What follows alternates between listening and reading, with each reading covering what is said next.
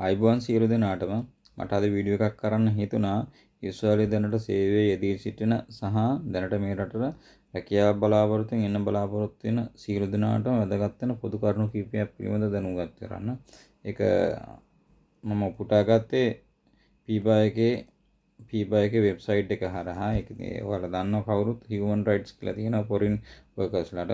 මේකේ ඉංග්‍රීසි පිටපත මම ට්‍රාන්ස්ලේට් කරලා අරගෙන අපි සියලු දෙනාටම ඒ කියන්නේ කන්ස්ට්‍රක්ෂන් වේවා, ඇග්‍රිකල්චර් වේවා, හොටෙල් වේවා, කියාගියෝ වේවා, ප්‍රොඩක්ෂන් මොනවා හෝ B1 වීසා එකක් කරලා මේ රටට එන කෙනෙකුට හැම කෙනෙකුටම පොදු වෙන කරුණු ටිකක් ගැන තමයි මම අද දැනුවත් කරන්න යන්නේ.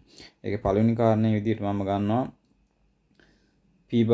පීබාහි වළංගු රැකියා බලපත්‍ර හිමි සේවා ආයෝජකයන්ට පමණක් විදේශ සේවකින් සේවයේ යෙදවිය හැකියි. ඒ කියන්නේ පර්මිට් එකක් තියෙන එම්ප්ලොයි කෙනෙකුට විතරයි අපිව සේවය යොදවා ගන්න පුළුවන්. ඒකේ අනිත් පැත්ත තමයි පීබා විසින් නිකුත් කරන ලද අදාළ අංශය සඳහා වළංගු රැකියා වීසා බලපත්‍රයක් ඇති විදේශ සේවකින් පමණක් බලපත්‍රලාභී සේවා ආයෝජකයන් සේවයේ යෙදවිය හැකියි.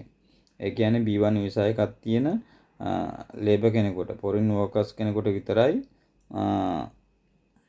බලපත්‍රලාභී සේවා ආයෝජකයෙකුට කියන්නේ පර්මිට් එකක් තියෙන එම්ප්ලොයි කෙනෙකුට සේවයේ යොදව ගන්න පුළුවන්. රයිට්. ඊළඟ එක තමයි බලපත්‍රලාභී සේවා ආයෝජකයන් විසින් රැකියාව ආරම්භ කිරීමට පෙර අදාළ අංශය සඳහා පීබා ක්‍රියාපටිපාටි වලට අනුකූල විදේශ සේවකයාගේ රැකියාව ලියාපදිංචි කළ යුතුයි. ඔයා ආවේ මේ රටට මොන රැකියාව කරන්න ආවත් හොටෙල් ඇග්‍රිකල්චර් කන්ස්ට්‍රක්ෂන් මොන රැකියාව කරන්න ආවත් ඔයාගේ එම්ප්ලොයර් ඔයාව රෙජිස්ටර් කරන්න ඕන පීබා එකේ. ඒක තමයි මේක කියන්නේ. ඊළඟට විදේශ සේවකයන් ඔවුන්ගේ නීති අනුකූල සේවා ආයෝජකයා විසින් පූර්ණකාලීන රැකියාවක යෙදවිය යුතු අතර අර්ධකාලීනව සේවයේ යෙදවීම තහනම්. අර ඇග්‍රීමන්ට් එකේ කාල සීමාවක් දෙනවා පැය 8යි පැය 12යි කියන. මෙන්න මේ කාල සීමාවේ ඔයාට රාජකාරී යොදවන්න ඕනේ කියන එක තමයි මේකෙන් කියන්නේ. රයිට්. ඊළඟ විදේශ සේවකයන්ට ඔවුන්ගේ වත්මන් ලියාපදිංචි සහ බලපත්‍රලාභී සේවා ආයෝජකයා යටතේ පමණක් වැඩ කරන්න පුළුවන්. ඒ වගේම ඔයාට වැඩ කරන්නත් පුළුවන් ඔයාව රෙජිස්ටර් කරලා තියෙන එම්ප්ලොයර් යටතේ පමණයි. ඒ වගේම රැකියාවේ විවේක කාලයේදී, නිවාඩු දිනවලදී, විවේක දිනවල හෝ සාමාන්‍ය වැඩ කරපු සතියේ වැඩ කරන දිනවල ඒ වැඩ කරන කාලයෙන් පස්සේ ඔයාට වෙනත් කෙනෙක් ගාව වැඩ කරන්න යන්න හැකියාවක් නැහැ. ඒක තහනම්. රයිට්. එහෙම දැනට ඔයා රෙජිස්ටර් ලන්න එම්ප්ලොයර් යටතේ එයා හැර වෙනත් කෙනෙක් ගාව ඔයා වැඩ කරවතින් ඔයාව ඩිපෝට් කරන්න පුළුවන්. එහෙම කියලා තියෙනවා. රයිට්. ඊළඟට නීති විරෝධී ලෙස විදේශ සේවකයෙකු සේවයේ යොදව ඇති සේවා ආයෝජකයාට දඩ නියම කළ හැකිය. ඔහුට එරෙහිව අපරාධ යෝජනා ගන්න කළ හැකිය. ඒ වගේම ඔයාව ඩිපෝට් කරන්න පුළුවන් වගේම එම්ප්ලොයර්වත් කේස් එකක් ෆයිල් කරන්න පුළුවන් අපරාධ යෝජනා යටතේ නැත්නම් දඩයක් නියම කරන්න පුළුවන්. රයිට්. ඊළඟ කාරණේ තමයි විදේශ සේවකයෙකුට ඊශ්‍රායලයේ සේවය කිරීමට එකඟ වූ බලපත්‍රලාභී සේවා ආයෝජකයෙකු සමග රැකියා ගිවිසුමක් මත විදේශයක සිට ඊශ්‍රායලයට ඇතුළු වීමට අවසර දෙන වීසා බලපත්‍රයක් ලැබේ. මේ අනුව සේවකයාගේ B1 වීසා බලපත්‍රය කොන්දේසි සහිත වන්නේ සේවකයාට තමාට ඊශ්‍රායලයට ආරාධනා කළ සේවා ආයෝජකයා වෙනුවෙන් වැඩ කිරීමට අවංක උත්සාහයක් ගැනීම මතයි. ඒ කියන්නේ ඔයාට රැකියා ගිවිසුමක් හම්බ වෙන්නේ ඔයා අවංකවම ඔයාට පළවෙනි රැකියා ගිවිසුම දෙන එම්ප්ලොයර්ට වැඩ කරන්න එනවා කියන හැඟීම තියෙනවා කියන එක අදහස් වුණොත් විතරයි. ඔයා පණින බලාගෙන ඉනවා කියලා යන්තම් හරි දැනුණොත් ඔයාට වීසා එකක් හම්බ වෙන්නේ නැහැ කියන එක තමයි මේකේ අදහස. රයිට්. ඊළඟට කියනවා විදේශ සේවකයෙකු තමා පැමිණීමෙන් පසු කෙටි කාලයක් තුළ රටට ආරාධනා කළ සේවා ආයෝජකයා හැර යාමට පූර්ව අභිප්‍රාය ඇති. දැන් මෙතන කියන රයිට්. ඊශ්‍රායලයට පැමිණෙන්නේ නම් එම සේවා ආයෝජකයා වෙනුවෙන් වැඩ කිරීමට විශ්වාසවන්ත උත්සාහයක් නොගන්නේ නම් නඩු විභාගයකින් පසු ඔහුගේ වීසා අනිසි ලෙස භාවිතා කිරීම සම්බන්ධයෙන් පිටුවහල් කිරීමට සිදුවිය හැකියි. මෙතනදී කියනවා ඔයා මේ රටට ගෙන්නන එම්ප්ලොයර්ට ඔයා වැඩ කරන්නේ නැහැ කියලා හැඟෙනවා නම් රයිට්. හැඟෙනවා නම් පීබා එකට පුළුවන් කේස් එකක් ෆයිල් කරලා ඔයාව ඩිපෝට් කරන්න. හරි. ඒ කොහොම වුණත් ඊශ්‍රායලයට ආරාධනා කළ සේවායෝජකයා වෙනුවෙන් වැඩ කිරීමට අවංක උත්සාහයක් දැරීමෙන් පසු ඉවත් වීමට හෝ සේවායෝජකින් වෙනස් කිරීමට කැමැති විදේශ සේවකයන්ට මුල් සේවායෝජකයාගෙන් අවසර නොවන මේක අපි කියනවා ටික කාලයක් අල්ලගෙන ඉන්න යන්න එපා මෙහෙමයි කියලා කියනෝනේ. ඒක තමයි කියන්නේ. කොහෙවත් යන්න එපා කියන්නේ. අන්න එහෙම ටික කාලයක් වැඩ කරගෙන ඉඳලා ඔයාට එතන බෑම කියලා හිතනවා නම් යන්න ඕන වෙනකොට ඔයා එම්ප්ලොයර් එකෙන් අවසර ගන්න ඕනේ. රයිට්? ඒකට ක්‍රමයක් තියෙනවා. ඒක තමයි ඊළඟට මම කියන්නේ. කෙසේ වෙතත් සේවකයන් තම වත්මන් සේවායෝජකයින්ට හෝ මෑන් පවර් එකට සේවායෝජකින් වෙනස් කිරීමේ අවශ්‍යතාව ලිඛිත පූර්ව දැනුම් දීමක් ලබා යුතුයි. ඒක තමයි. ඔයා අතන අවසර ගන්න ඕනේ. නමුත් ඔයාට ලිඛිතව ටික කාලයක් වැඩ කරලා ලිඛිතව ඒකේ කාල සීමාවක් තියෙනවා. මේකේ ඔයා ලිඛිතව පූර්ව දැනුම් දීම් කරන්න ඕන කාල සීමාවක් තියෙනවා. ඒ පිළිබඳව මම පස්සේ නැවත වීඩියෝ එකක් කරන්න.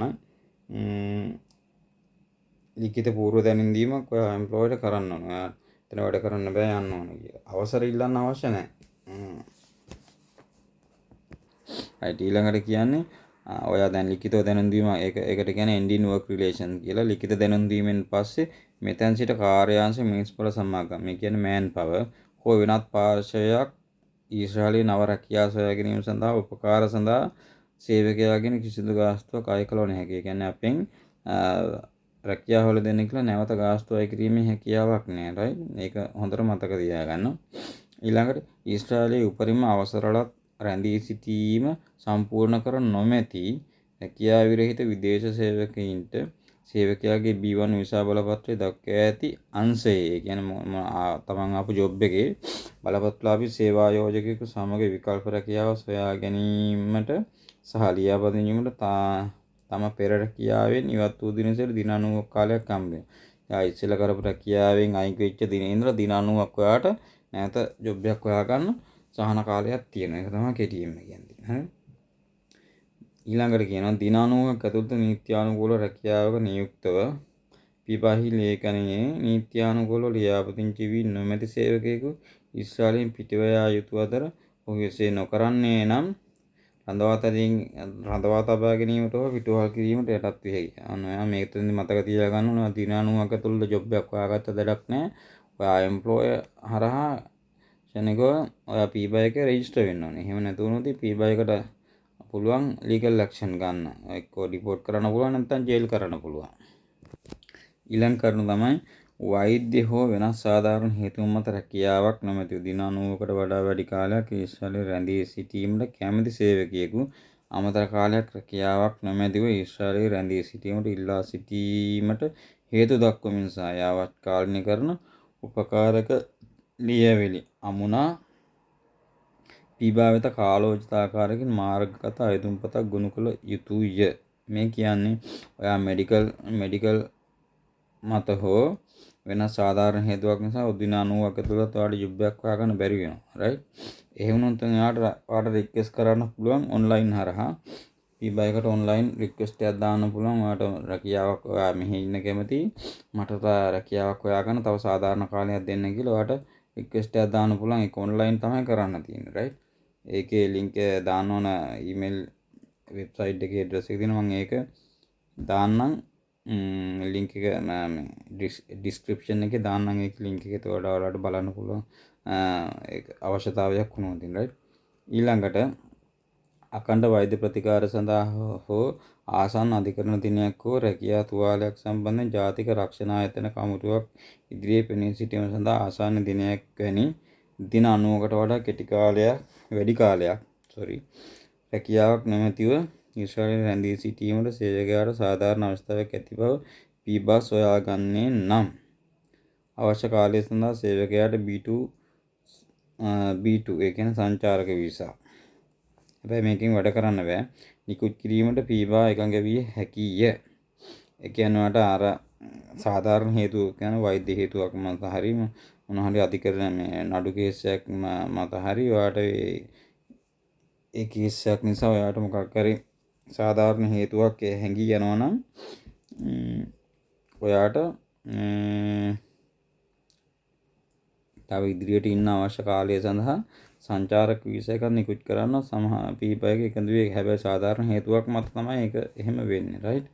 එතකොට සේවකයා ඊළඟට කියන සේවකයාට මෙම B2 වීසා බලපත්‍රය අතිරේක කාල පරිච්ඡේදයක් සඳහා දීර්ඝ කිරීමට අයදුම් කළ හැකි අතර එය ඔවුන්ගේ තත්ත්වය අනුව සලකා බැලීම. ඒ කියන්නේ මේ අතිරේක කාලය සඳහා මේ සංචාරක වීසා එකක් දෙන්න කියලා අයදුම් කරන්න පුළුවන්. පීබා එක ඔයාගේ සාධාරණ හේතු දිහා බලලා තමයි ඒක නිකුත් කරනවද නැද්ද කියලා තීරණය කරන්නේ. රයිට්. ඊළඟට ඊට අමතරව සේවකයා සුවය ලබ ඇති සහ ඊශ්‍රායලයේ ඔහුගේ උපරිම අවසරලත් රැඳී සිටීම දින 90 සම්පූර්ණ කර නොමැති. දින 90ට අඩු නම්. රයිට්. ඒ කියන්නේ මේ පළවෙනි ජොබ් එකෙන් අයින් වුණාට පස්සේ වෙන සංසිඳීම් තමයි මම කියන්නේ. රයිට්. සම්පූර්ණ කර නැමැති අදාළ අවස්ථාවන සේවකයාට B1 වීසා බලපත්‍රයකට නැවත පැමිණීම සඳහා සාමාන්‍ය ක්‍රියාපටිපාටිය හරහා සේවා ආයෝජකයට අයදුම් කළ හැකිය. සාමාන්‍ය විදියට ඔයා කියන්නේ දින 90කට අඩු කාලයක් තුල ඔයා මේ සුව වුණා නම් ලෙඩක් ඇතිලා හරි මොනවා සුව වුණා නම් නැවත ඔයා සාමාන්‍ය විදියට නෝමල් අර ක්‍රියාපටිපාටියට ඔයා එම්ප්ලොයි කෙනෙක් හොයාගෙන පීපා එක රෙජිස්ටර් වෙලා නෝමල් එකේ වැඩ කරගෙන යන්න පුළුවන් කියන එක තමයි මේකෙන් අදහස් කරන්නේ. ඊළඟ කරුණ තමයි මෙතෙන්දි කියනවා පීබා ආයතනයේ ඉහත පරිදි පීබා තීරණ රැකියා සම්බන්ධතාවලින් හෝ ඊශ්‍රායල කම්කරු නීතිය යටතේ සේවා ආයෝජකයින්ගේ කිසිදු බැඳීමක් අපහාස නොකරයි. right. B2 වීසා බලපත්‍රයක් සඳහා අයදුම් නොකර සහ ලබා නොගෙන දින 90කට වඩා වැඩි කාලයක් නිත්‍යානුකූල රැකියාවක් සඳහා ලියාපදිංචි නොවි ඊශ්‍රායලයේ රැඳී සිටීම පිටුවහල් කිරීමට මෙන්ම නීති විරෝධී අධික කාලයක් රැඳී සිටීම සඳහා මාසික විදේශීය සේවක තැන්පතු සඳහා අඩු කිරීමට හේතු විය හැකිය. මේ කියන්නේ ඔයා එක්ක සංචාර වීසා එකක් ඉල්ලන්නෙත් නැහැ. මොකක්වත් නැහැ. දින 90කටත් වැඩි කාලයක් මේක ඉන්නවා. එහෙම වුණොත් එයා ඩිපෝට් කරන්න හරි නීති විරෝධී විදිහට හිටියා කියලා ඔයාට අර තැන්පතු ඔයාගේ තැන්පතු මුදල් වලින් අඩු කිරීමේ හැකියාව පීබා එකට තියෙනවා කියන එක තමයි මේකෙන් අදහස් කරන්නේ. right. ඒ වගේම ෆොරින් ලේබර් කෙනෙක් විදියට අපිට පීබා එකේ වෙබ්සයිට් එකට ගිහිල්ලා අපි ලියාපදිංචි තොරතුරු ඒ වගේම එම්ප්ලොයි එකේ තොරතුරු අපිට බලන්න පුළුවන්. ඒකට බලන්න පීබා එකේ වෙබ් ලින්ක් එකට ගිහිල්ලා ඇතුල් වෙලා ඔයාලට බලන්න පුළුවන්. ඒකේ ලින්ක් එක මම පල්ලෙහා ඩිස්ක්‍රිප්ෂන් එකේ දාලා තියන්නම්. ඔයාලට ඒ තොරතුරු බලා ගන්නත් පුළුවන්. right. අදට මම මේ වීඩියෝ එක නවත්තනවා. ඉදිරි දවසේදී තවත් මේ වගේ වැදගත් වීඩියෝ එකකින් ඔයාලව දැනුවත් කිරීමක් කරන්නම්. එහෙනම් සියලු දෙනාටම සුබ දවසක්. ජය වේවා.